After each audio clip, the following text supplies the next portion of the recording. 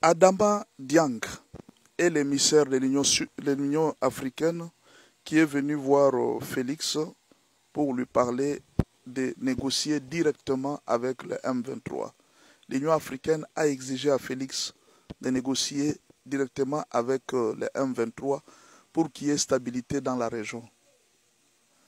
Alors, nous allons comprendre pourquoi l'Union africaine. En fait, l'Union africaine est devenue le dernier rempart de Kagame pour se sauver à la justice internationale. Parce que dans les sanctions du Canada, le Canada a dit une chose qui est très grave pour Kagame.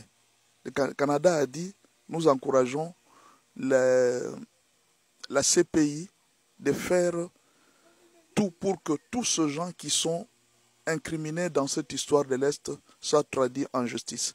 Et c'est la même position aussi de l'Union de l'Angleterre qui a dit qu'ils vont veiller à ce que tous les criminels qui ont tué les gens à l'Est soient traduits en justice par la CPI. Alors, Kagame veut se laver. Imaginez maintenant que Félix exige à ce qu'il puisse négocier directement avec Kagame. Et Kagame lui dise ce qu'il veut.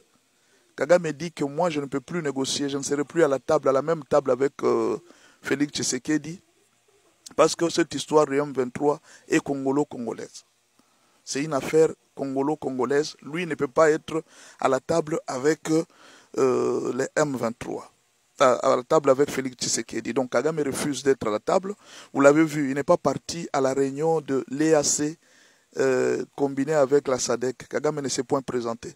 Il ne s'est point présenté à Luanda. Vous voyez, bien que dans toutes les réunions là, il est là, il envoie les ministres des Affaires étrangères, tout ça, mais à la fin, il se retrouve que non, je ne pars pas. Pourquoi? Parce qu'il a peur d'être incriminé directement. Donc, il est tombé dans plusieurs pièges sans se rendre compte à cause de l'orgueil. Il était très orgueilleux, il méprisait Félix, il l'a traité même d'idiot. Et aujourd'hui, cet idiot lui a rendu un très mauvais service. Lui qui était le plus intelligent, aujourd'hui il paraît de plus en plus comme être le plus faible des présidents. Beaucoup de gens commencent à se poser la question si effectivement le président rwandais réfléchit. Imaginez la dernière scène qu'il a fait à Goma.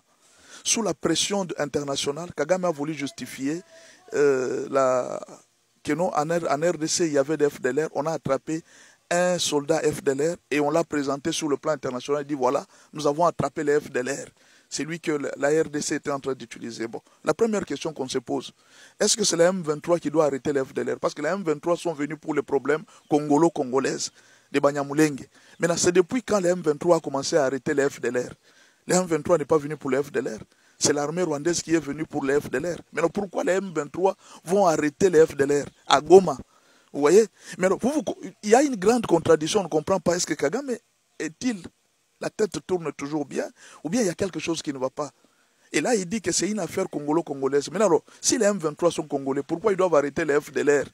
On connaît que ceux qui réclament les FDLR, ce ne sont pas les M23. Les M23 cherchent à récupérer, comment on dit, à défendre les Tutsis congolais. C'est ça la guerre des M23. Mais pourquoi les M23 ont attrapé les FDLR à Goma? Alors que ce n'est pas ça leur travail, ce n'est pas ça leur mission. Vous voyez? Il est tombé dans beaucoup d'erreurs comme ça, sans se rendre compte qu'il était en train de commettre des erreurs sur le plan international. Et là, à l'international, ça ne marche plus. Maintenant, il doit maintenant se faire un effort pour se soustraire de la justice internationale. Parce que après les mandats, on n'a plus la paix quand on a un problème avec la justice internationale. Or, pendant ce temps, le Canada a déjà déclaré, il dit la CPI doit aller jusqu'au bout. L'Angleterre a déclaré, il dit la CPI doit aller jusqu'au bout. Oui, ça devient un problème. Maintenant, l'Union africaine devient le dernier rempart de Kagame. Kagame, certainement, il est parti voir l'Union africaine pour commettre la pression sur Félix afin qu'il accepte les négociations avec les M23. Alors, si Félix accepte les négociations avec les M23, c'est-à-dire qu'il accepte que les M23, il n'y avait pas de Rwandais au sein du M23, c'était une affaire congolo-congolaise. Déjà, les prêtres, en allant voir les M23, ils avaient déjà donné un message comme ça pour dire que non, c'est une affaire congolo-congolaise. Voilà pourquoi nous, les Congolais, nous voulons nous retrouver entre nous. Alors que les prêtres n'étaient pas partis pour le Rwanda. Ils étaient partis pour justifier peut-être Moïse Katumbi, remettre Moïse Katumbi, Kabila et les autres. Mais sur le plan international, ils ont donné un message pour dire que cette affaire de M23, c'est un problème des Congolais entre eux. C'est le message, c'est le même message que Kagame est en train de relayer, que les prêtres n'ont pas tenu compte, que Kagame pouvait les utiliser pour rendre un mauvais service à la RDC. Vous voyez un peu. Mais alors là, Kagame revient sur le même discours. Ce n'est pas une affaire ce n'est pas une affaire de Kagame, du Rwanda, c'est une affaire congolo-congolaise. Mais alors, si ce n'est pas une affaire congolo-congolaise, pourquoi les Rwandais se mêlent? Il fallait laisser les Congolais terminer avec eux. Pourquoi les Rwandais s'est mêlés? Pourquoi envoyer des soldats rwandais à Goma? C'est ça le problème. C'est pourquoi on a besoin de toi, Kagame, aux négociations. Mais là, il ne veut pas. Alors il a envoyé l'Union africaine pour venir plaider, mettre une pression sur Félix. Et Félix a dit non, je ne négocie pas avec les M23. Je veux négocier avec Kagame parce que les M23 ce sont des gens qui l'utilisent. Alors, il les utilise pour... Il doit me dire pourquoi il les utilise. Qu'ils viennent qu'on négocie. Mais là, il ne veut plus. Il ne veut plus être à table avec Félix Tshisekedi. Parce que, vous voyez, ça chauffe maintenant. S'il est à table avec Félix Tshisekedi sur le plan international, c'est-à-dire qu'il accepte que c'est lui qui est le parrain. Vous voyez ce que ça veut dire? Et si il dit à Félix Tshisekedi de négocier avec les M23, c'est que Félix Tshisekedi va aussi les justifier pour dire que non, Kagame n'était pour rien. Voilà le problème, voilà la guerre là où elle se situe pour le moment. Maintenant, pour le moment, si Félix accepte de négocier avec les M23, il doit aussi accepter par principe de négocier aussi avec Kabila, de négocier avec Moïse Katumbi, de négocier avec Jean-Marc Abound, de négocier avec tous ces gens. Et pourtant, ces gens ont des problèmes avec la justice. John Numbi aussi doit rentrer.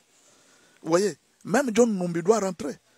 Tous ceux qui sont partis, les Franck Diongo et les autres, ils doivent rentrer. Pierrot Louara viendra aussi dans la délégation de M23.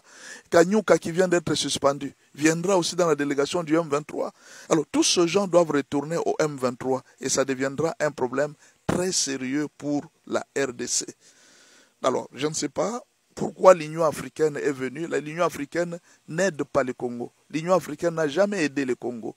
Dans tous les combats, l'Union africaine n'a jamais condamné l'agression de Kagame sur la RDC. Jamais, même pas un seul jour. Mais pour demander à la RDC de négocier avec la M23, l'Union africaine se présente. Pour faire la besogne de Kagame, l'Union africaine se présente. Mais pour défendre la RDC, il y a des matériaux de l'Union africaine, les matériaux de guerre, des effets militaires de l'Union africaine, qu'on a bloqués au Cameroun, alors qu'on devrait donner à la SADC pour que la SADC puisse se défendre. L'Union africaine n'a jamais livré des matériaux à la SADC pour que la SADC se défende. La SADC puisse se défendre à Goma. Et bien là, l'Union africaine vient demander quand même à Félix, tu dois négocier avec les M23. La souffrance, je ne sais pas s'il y a eu condamnation de l'Union africaine sur les tueries de Goma, sur les morts qu'on a enregistrées à Bukavu. On n'a jamais entendu une seule déclaration de l'Union africaine disant que nous condamnons fermement ce qui se passe. C'est ça le rôle de l'Union africaine. Mais ce n'est pas toujours le rôle de jouer les combines des présidents. Vous êtes derrière le président, parfois on vous donne quelques billets de dollars. Vous arrivez, nous sommes en Afrique, nous devons relever notre Afrique. Nous devons être sévères. Nous ne devons pas jouer avec les vies des Africains. Il y a près de 7 millions de déplacés internes. Qu'a fait l'Union africaine? Même demander une aide internationale de l'Union africaine pour dire que non, l'Union africaine a sorti 20 millions de dollars. Est-ce que tous ces pays africains ne peuvent pas se cotiser pour venir en aide? Il faut attendre que les États-Unis puissent envoyer l'aide. Il faut attendre que l'Union européenne puisse envoyer l'aide. Donc l'Union africaine ne peut rien faire pour la RDC. C'est seulement pour venir demander à ce que la RDC puisse négocier que l'Union africaine peut faire. Non mais soyons sincères, soyons sérieux quand même. L'Union africaine pouvait aujourd'hui demander de l'aide africaine pour tous les Congolais qui sont déplacés. L'Union africaine pouvait libérer les matériaux de guerre qui sont au Cameroun, là, je crois, à Douala, pour qu'on vienne venir en aide à la RDC. Mais pour venir demander les négociations, là, l'Union africaine se présente. Mais non. Alors, s'il faut que ces gens-là nous tuent tous, alors ils vont nous tuer parce que c'est notre pays. Nous n'avons agressé personne. La RDC n'a agressé aucun pays. C'est nous qui sommes les agressés. Aucune condamnation de ceux qui ont agressé les pays. Mais juste pour venir demander à la RDC de négocier. Mais commencer par condamner ceux qui agressent les pays. Les Nations Unies ont documenté tout ce que le Rwanda a fait en RDC. Aucune condamnation de l'Union africaine. Non. Si l'Union africaine doit se présenter comme ça, je pense que c'est trop dangereux pour l'Afrique. Et l'Afrique a besoin de ses fils dignes pour défendre ses terres et non pour nous entretuer chaque jour. Soyons sages.